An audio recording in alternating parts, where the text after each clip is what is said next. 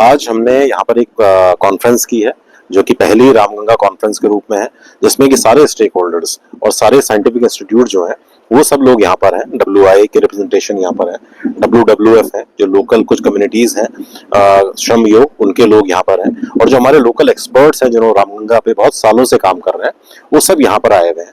हमारा उद्देश्य आज की मीटिंग का ये है कि कैसे रामगंगा की हेल्थ मॉनिटरिंग की जाए। पहले तो इस पे जो हमारे जो जीवन जो इस पे डिपेंडेंट है, जो कि फ्लोरा है, फौना है, उनको कैसे मॉनिटरिंग किया जाए, उसका हम एक प्रोटोकॉल बना लें, एक आउटकम बना लें। कम्युनिटीज जो इसमें इन्वॉल्व है, क्योंकि सिर्फ इकोलॉजिकल फ्लो की बात नहीं है, कल्चरल फ्लो भी बहुत इंपॉर्टेंट है पूरे क्षेत्र के लिए, पूरे पहाड़ के लिए। उन सब चीजों पर आज एक बहुत अच्छा डिस्कशन हुआ है, जिसके अंतर्गत हमने अब एक एक्शन प्लान बना रहे हैं कि हम कैसे रामगंगा की मॉनिटरिंग करेंगे, कैसे हम इस पे जो डिपेंडेंट है स्पीसीज उनको प्रोटेक्ट करने के लिए, उनको कंजर्व करने के लिए कैसे कार्रवाई करेंगे।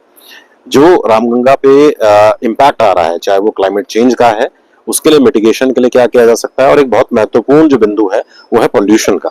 ये रामगंगा में, क्योंकि रामगंगा में जो बाहर से जो क्षेत्र आता है उसमें हमने देखा है विगत कुछ वर्षों से कि पॉल्यूटेंट्स जो है, मेनली प्लास्टिक पॉल्यूशन बहुत बढ़ गया।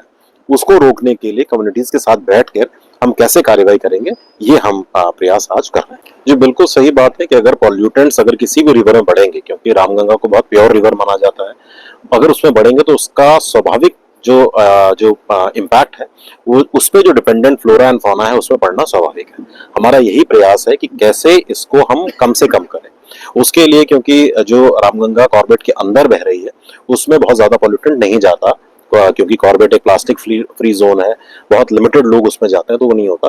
अक्सर जो पॉल्यूशन आता है वो बाहर से ही आता है। तो हमारा इसीलिए प्रयास है कि कम्युनिटीज को एंगेज करके इसमें कैसे हम अवेयरनेस बढ़ाएं, कैसे हम उन लोगों को सचेत करें इस बारे में कि अगर हमने इसकी हेल्थ के साथ कोई भी छेड़छाड़ की तो वो सारा का सारा इम्पैक्ट जो है वो कॉर्बेट की हेल्थ पे ही पड़ेगा। और हमें पता है कि कॉर्बेट यहाँ का पूरे क्षेत्र के लिए इकोनॉमिकली बहुत इंपॉर्टेंट एक एस्पेक्ट है। सब लोग इस पर डिपेंडेंट है, हमारे रोजगार इस पर डिपेंडेंट है, और हमारे जो वन्य जीव है वो इस पर डिपेंडेंट है।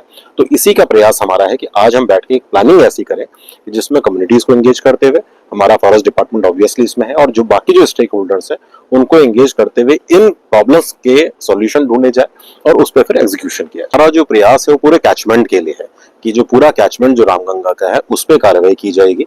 लोगों को अवेयर करना सबसे पहली चीज है।